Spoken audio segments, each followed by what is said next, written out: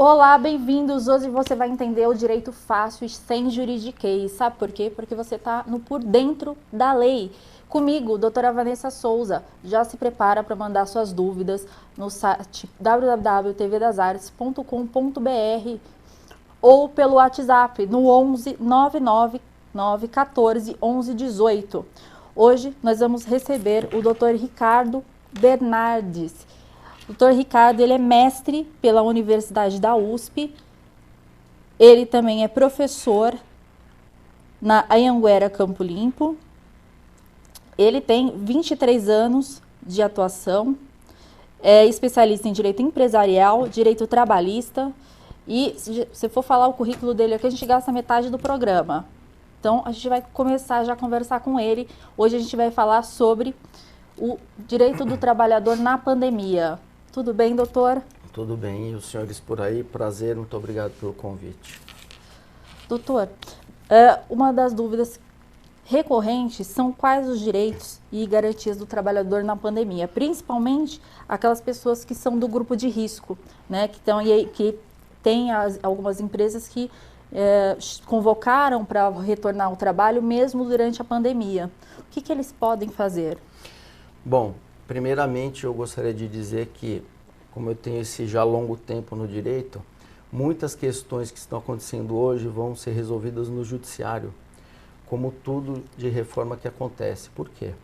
Porque houve medidas provisórias várias e há leis das medidas provisórias, isso aí caberia um pouco de explicação também, talvez uma outra questão, para não redundar muito, mas o final de tudo é que tudo que eu posso falar aqui pode ser resolvido pelo judiciário, porque o empresário ele tem um raciocínio, quando ele não é assessorado por um corpo jurídico, ele pode aplicar de forma errada, tá? Mas isso eu vou falando durante o nosso papo, vamos dizer assim.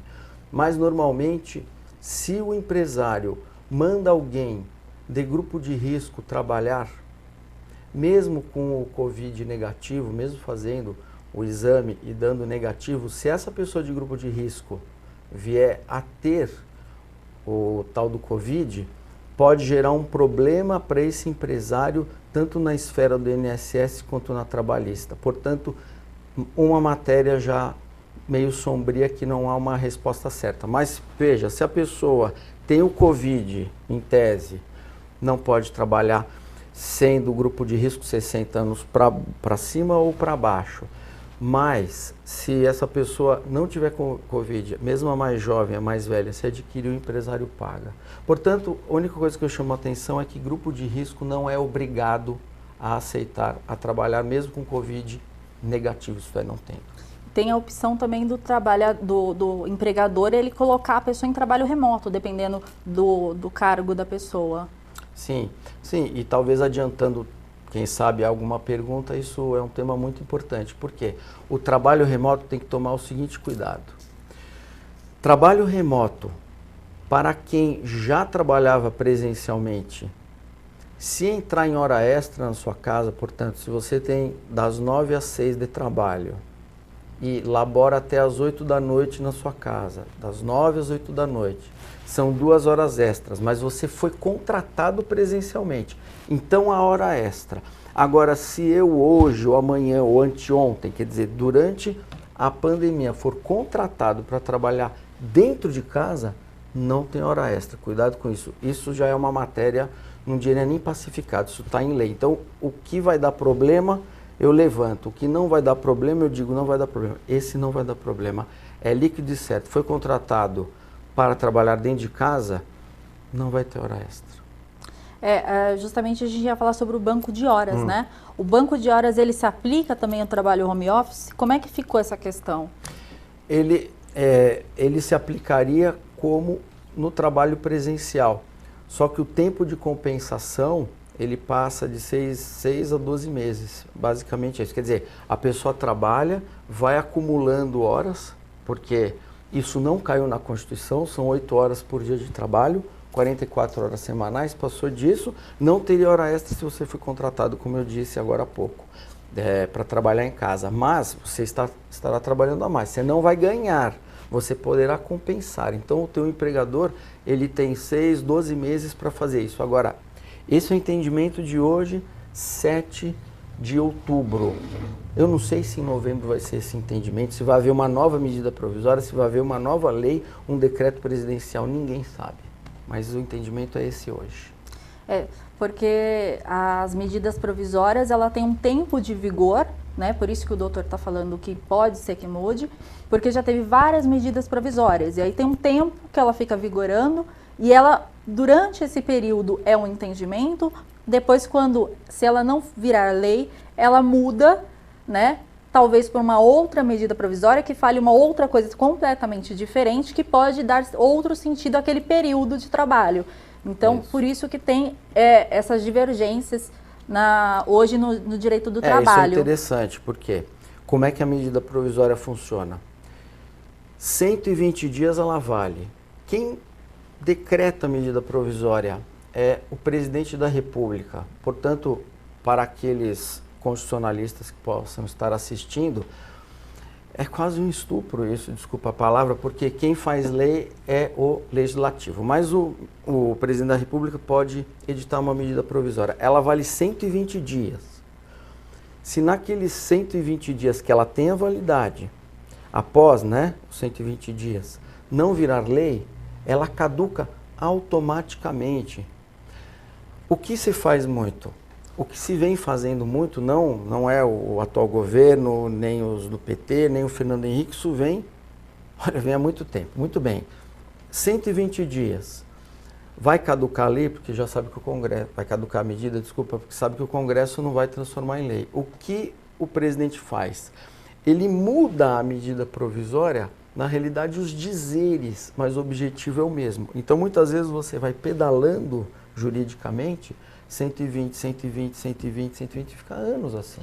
Então você tem esse problema, você tem o problema de virar lei de alguns aspectos da medida provisória. Você às vezes tem uma medida, por exemplo, 936 com a 927, que virou a lei 14.410, se eu não me engano, 2020. Então você tem esses vários problemas, e isso é muito importante para quê? Para quem está assistindo entender essa problemática. Não é tão simples assim, porque você tem aquele trabalhador que estava antes da medida provisória, tem um comportamento para se tratar com ele. Depois da medida provisória, um outro comportamento. E depois que virou lei, já é um outro comportamento. São, como a gente diz no direito constitucional, tempus regit actum. Durante o contrato de trabalho, você pode ter várias situações diferentes por conta dessas medidas provisórias. Isso. Que é o que ele falou. Às vezes é uma coisa assim, uma vírgulazinha, e aí edita uma outra medida provisória, fica mais 120 dias, mais uma vírgulazinha, e aí por isso que tem toda essa bagunça hoje que a gente vê. Vou dar um exemplo, posso? Pode. Um exemplo, eu acho que isso talvez seja o mais importante. Por exemplo, banco de horas. Tem vários exemplos aí. Vamos supor que na pandemia está escrito assim que a sua compensação é de 6 meses no máximo. Bom, estamos aí no dia 6 de outubro, portanto ontem. No dia 7 de outubro entra uma lei. Sim. E essa lei vai começar a vigir. Vamos supor que o seu colega seja contratado no dia 9 de outubro. Veja, você tinha uma situação no dia 6, esse colega foi contratado no dia 9. E diz assim, vamos supor, tá? Banco de horas um mês só. Aí você vai ter o seguinte problema. Peraí, o meu eram 6 meses, o seu é um mês? Sim, porque são tempos regit actum, tempo do ato diferente. É isso que tem que se prestar atenção, tá bom? Só explicando, tempo regit actum é o tempo diferente ali das ações, né? Para cada ação que a gente diz, para cada MP, no caso.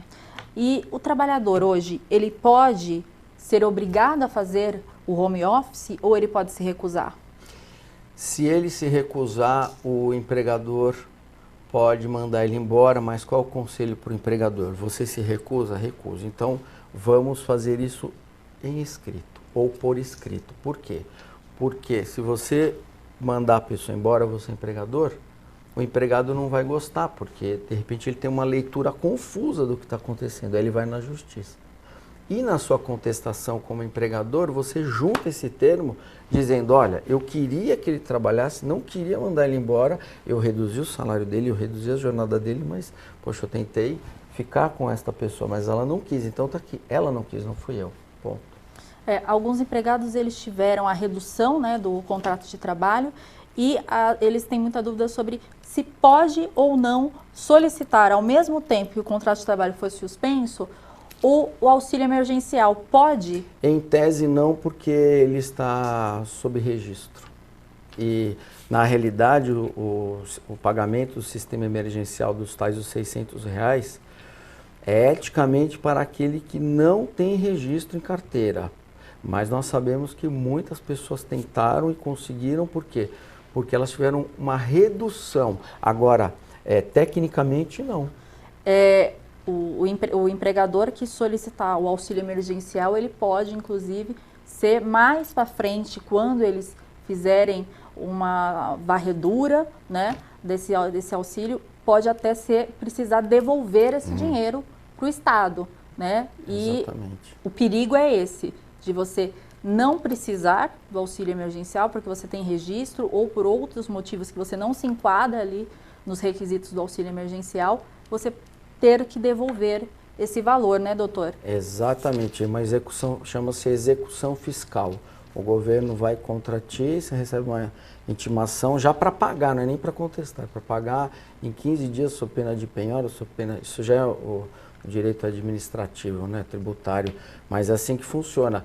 É claro que as pessoas agora, no momento, não pensam que isso poderá acontecer, mas eu acredito que vai acontecer. Por quê? Porque vai ter que se buscar recursos ali no canto da parede. Aí, opa, tem isso aqui, vamos pegar 600 de cada um, que vai dar bastante dinheiro. E tem muita gente fazendo isso.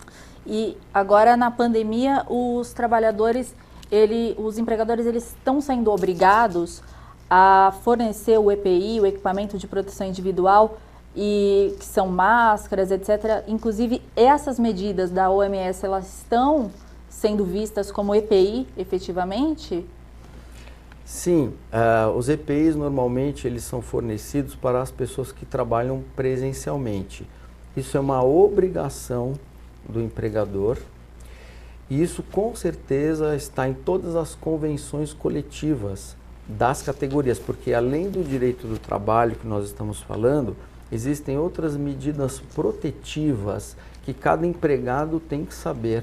Como que faz isso? Simples, vai na sua carteira profissional e você vai ver lá no meio, quando tem o recolhimento do imposto sindical, você vai ver a sigla do seu sindicato. Você entra na internet, veja a sua convenção coletiva, tome cuidado que as convenções são de 1 ano ou de 2, e você vê a última, e você lê todos os seus direitos. Portanto, se você tiver que trabalhar no escritório, tiver que usar um EPI, não é você que compra, né, um equipamento de proteção, né, para o trabalho, máscara, se bem que escritório não tem muito, mas é o empregador que tem que fornecer. Agora na construção civil, que está tendo um boom, na minha opinião, está começando um boom, sim, tem vários tipos, até por exemplo, protetor solar, sabia dessa cláusula? Tem várias convenções que tem protetor solar. Para quem é da engenharia civil, né? Mas agora os escritórios, eles estão sendo obrigados também a fornecer álcool gel, máscara, etc., para continuarem trabalhando. Até o virou um EPI, né, que não tinha para os escritórios, que agora tem, né? Exatamente. E o importante, estava falando para o doutor, o distanciamento, muito importante. 1,5 metro. Tem que ser visto isso também. E no caso do empregado, ele está com suspeita de coronavírus, mas ele não tem atestado. O que o empregador faz? Bom, o empregador, tem empregadores que têm um corpo médico. Normalmente são as empresas maiores. Mas, se não tem um corpo médico, tem que mandar o funcionário por escrito, passando pelo RH, ele concordando, seria a melhor forma dele procurar um médico do convênio. Normalmente o pessoal tem convênio. Agora, se não tiver convênio, tem que ir no SUS. Tem que ter uma cartinha do empregado, eu, dono da empresa tal, observo que essa pessoa está espirrando há 5 dias, está colocando em risco todo mundo, então eu requeiro ao hospital que faça um exame, e é assim que funciona, a pessoa volta com o resultado do exame. E se ela não voltar com o resultado do exame, isso é muito comum, porque às vezes a pessoa acha que se não voltar para a empresa, vai parar de ganhar. Isso tem acontecido muito. O que acontece? O empregador tem que tomar todos aqueles cuidados de mandar um telegrama para o empregado a cada 3, 4 dias, dar uma ligada. Sim. E fazer prova de tudo, porque tudo que nós estamos falando termina onde? Na Justiça do Trabalho, com uma reclamação trabalhista. Se você, empregador, não souber fazer uma contestação, basicamente com os documentos, que é o advogado que vai escrever e vai juntar tudo isso, você perde, não adianta só escrever. Aí eu mandei ele, é o médico, ele não foi. Isso é muito... Imagina o juiz ali, o juiz não está sabendo de nada, você precisa construir o seu edifício. Mas é isso, então tem que fazer o exame Covid obrigatoriamente. E no caso inverso, no caso do empregador que manda, mesmo sabendo que a pessoa tem coronavírus, mas ela não tem sintomas, e ele mesmo assim obriga o empregador a trabalhar, falando que vai demitir, etc. O que o empregado pode fazer? Porque nesse caso ele está colocando em risco não só as outras pessoas, mas até mesmo a saúde dele, né? O que ele pode fazer? Bem, é uma situação complexa, porque há duas fontes aqui. O empregado, né, você está perguntando, sim, que tem o coronavírus, ele pode estar afetando os outros colegas, e os outros colegas condoídos poderiam entrar com uma ação civil de dano contra ele, não é nem trabalhista, porque a relação de trabalho é empregado-empregador, e o empregador acaba também sofrendo uma reclamação trabalhista do empregado. Se o empregado morrer, muito pior, tem que pagar uma indenização. Hoje as indenizações são até o fim da vida. Então o que eu faria? Se eu fosse empregador e tivesse um empregado reticente? Eu simplesmente falava assim: meu amigo, pode ir embora para casa. Não volte amanhã, não volte para casa. Enquanto você não me trouxer o resultado do exame, eu suspendo o seu contrato e sua remuneração. É isso que tem que fazer. E se a pessoa não quiser assinar, porque isso é muito comum, 2 testemunhas, aduzindo o que ocorreu, porque vai virar uma reclamação e você vai se defender. Então você encosta a pessoa e se protege seus colegas. E administrativamente, os empregadores que ficarem conduídos ou ficarem com medo de contrair o coronavírus, eles podem administrativamente também tá oficiando os órgãos de saúde do município? Sim, a resposta aqui é um pouco mais complexa, porque enquanto não tiver a prova cabal de que a pessoa tem o coronavírus, nada poderia ser feito em tese, mas a pessoa pode ligar para o sindicato aparecer na empresa, conversar com o dono, conversar com o funcionário, poderia ligar na vigilância sanitária, por exemplo, e aí o pessoal vem rápido. Inclusive a vigilância sanitária, eles fazem os testes, né? Eles levam Exatamente. Os testes rápidos e eles fazem os testes, alguns casos na empresa inteira, eu já vi fazer o teste, né? É isso mesmo. Para poder justamente ver quem está, quem não está e quem justamente está com o coronavírus, mas está assintomático, a pessoa já é mandada para casa para ficar em quarentena, né? Para ficar lá os 15 dias, dependendo, 20 dias, né? Afastado. É isso mesmo, porque graças a Deus estamos no século XXI, então não é possível mais você pegar no colarinho da pessoa e obrigá-la. Então fica uma situação, uma certa bruma. Portanto, o colega que se sente lesado, sem saber que o outro não entregou, porque às vezes o patrão também não quis, ele toma essa medida. Ele liga para a vigilância até num caso mais grave, se a pessoa tiver aí o coronavírus, quanto tempo você está tossindo? 20 dias, pode até fechar a empresa. E inclusive a empresa pode ser até autuada pelo município, né? Quando não fechada, dependendo da empresa. E o empregador agora, ele pode tirar até quantos meses de férias é permitido? O empregado? O empregado, perdão. O empregado, na realidade, depois da reforma, as férias continuam sendo 1 mês e até hoje é 1 mês. A diferença é que antes você tinha 10 e 20 dias, agora você tira em 3 períodos, um de 14 dias e o outro no mínimo de 5 e 5 dias, mas não mudou nada na relação da pandemia. As férias continuam sendo vigentes. O que mudou é a suspensão do contrato mas isso não tem uma relação com as férias, porque contrato suspenso não é contrato interrompido. Então, se é suspenso, ele vige. Então, todos os direitos contam, férias, 13º e tudo mais. Então, isso não... 13º e férias mudou. Doutor, e o empregador que tem que viajar? Ele tem que viajar constantemente e vamos supor que a empresa, o empregador mande ele para um lugar que está com uma alta, uma alta epidêmica ali naquele momento. Ele pode se recusar a ir para essa cidade ou esse estado? É uma pergunta complexa, porque se ele se recusar sem ele ter nada, o empregador pode dar uma advertência para ele ou uma suspensão, justa causa nunca, claro, só na última instância, e aquele 484 numeros cláusulas, 13 razões ali. Na minha opinião, ele teria que ir todo bem protegido, e se ele percebesse, eu falaria isso para ele se eu fosse empregador, se você perceber que realmente aquilo que está sendo falado está acontecendo, você, por favor, no outro dia pode matar o seu serviço, não tem problema. Vá à prefeitura, vá a algum órgão e chame um fiscal para ir até a empresa. Aí o fiscal vai saber melhor como vai resolver isso. Era o que eu faria se eu fosse um empregador, porque eu não sei se está acontecendo isso. Pode ser que seja uma mentira do colega. Em suma, o empregador também tem que tomar certos cuidados, mas era isso que eu faria. E o empregado ele também tem, né?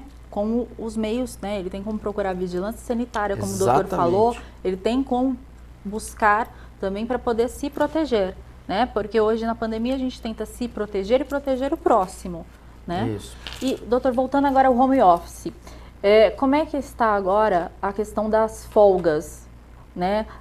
As folgas e as horas extras agora, para o pessoal do home office? Bom, as folgas, elas em tese continuariam iguais às que eram.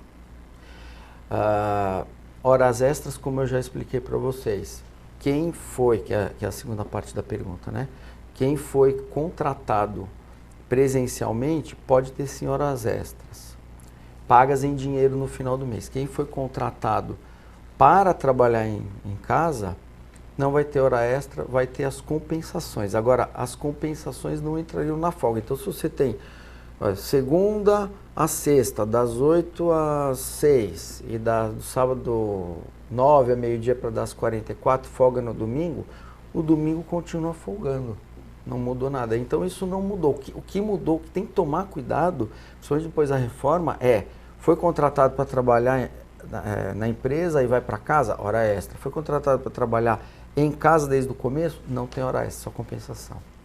Doutor, como é que está a questão da pessoa aqui, do trabalhador que continua recebendo o salário, né, mas não ficou com o contrato suspenso e ficou talvez com uma compensação de horas a ser feita alguma hora? Como é que está essa situação? No caso dele ter que compensar, né, essa compensação de horas sem ele estar trabalhando, mas ele está recebendo o salário normalmente.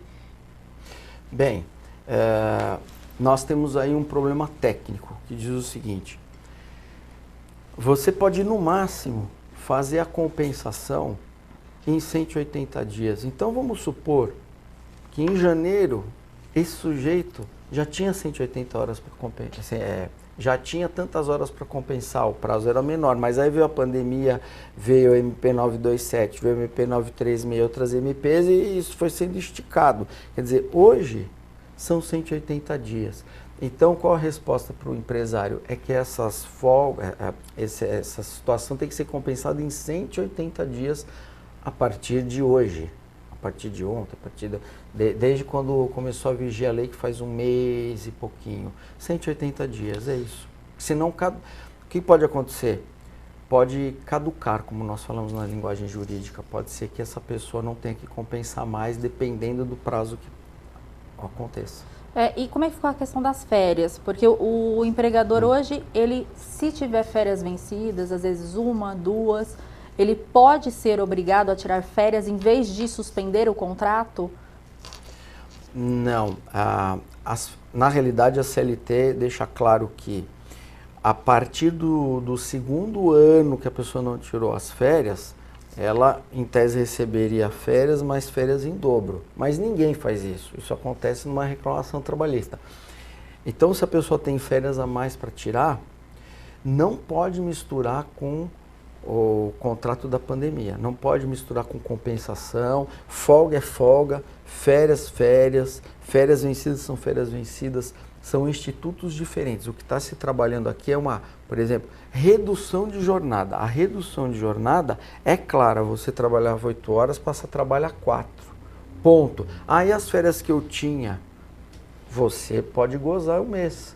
Aí, ou você faz um acordo, recebe em dinheiro, mas se você receber em dinheiro, o empregador vai mandar você assinar e na hora de você pedir uma férias a mais do judiciário, o judiciário fala, meu amigo, você já recebeu. A reforma mudou muito nisso. Não tem esse negócio de pagou errado, paga 2 vezes. Pagou, não tem como cobrar. Então, o que tem que tomar cuidado quem está ouvindo é não misturar as estações, vamos dizer assim. Redução é uma coisa, suspensão de contrato é outra, férias é outra. Não muda nas férias. Vocês entenderam? As férias não mudam, porque é direito constitucional.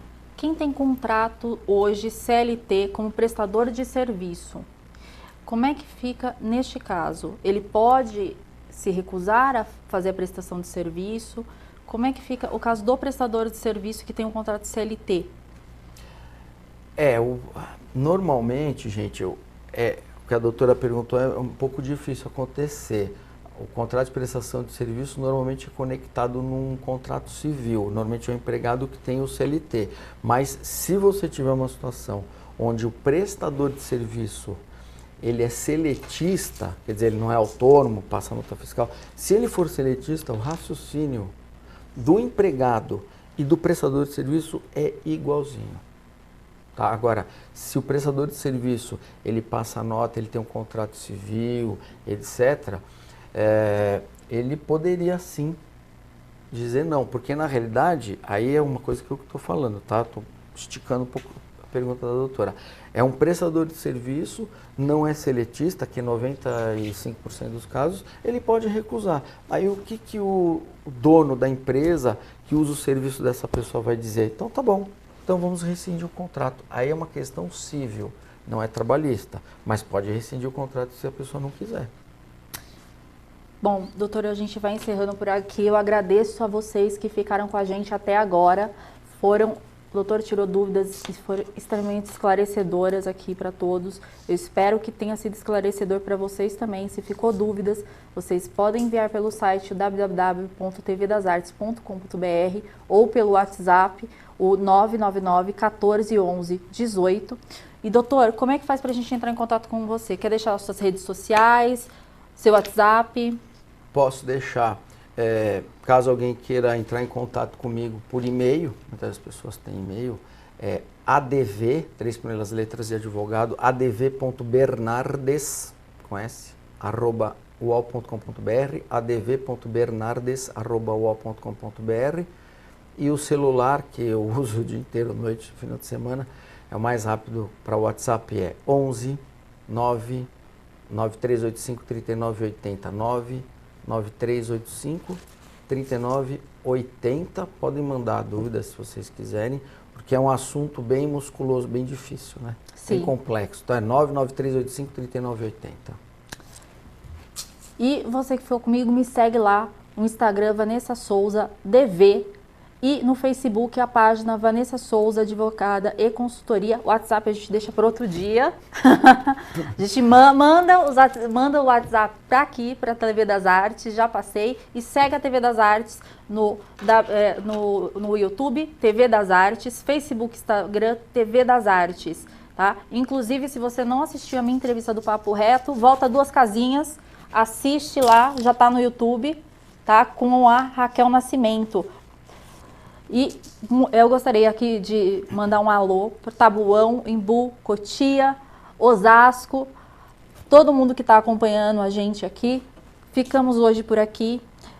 Eu agradeço aos patrocinadores, a Integralize, também a Tarra Modas, que forneceu hoje o look do dia. E um grande abraço. Eu espero ver vocês aqui novamente toda terça-feira, tá bom? Beijo, beijo.